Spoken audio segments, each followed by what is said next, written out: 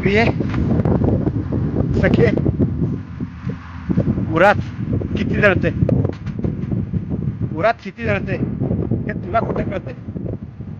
तुला जरी कळत नसलं, तरी माझं मत फक्त तुझ्याच मागं मागं पळत, तुझ्या न कळण्यात आणि माझ्या मागं मागं पळण्याचा प्रवास कधी संपणार नाही.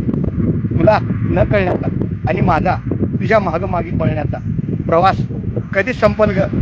आयुष्याची माती झाली तरी चालेल, आयुष्याची माती झाली तरी चालेल, पण मी फकस्त आणि फकस्त तुलाच जपले ग. मी फकस्त आणि फकस्त तुलाच जपले ग. सर्व प्रेमीरांना समर्पित. धन्यवाद.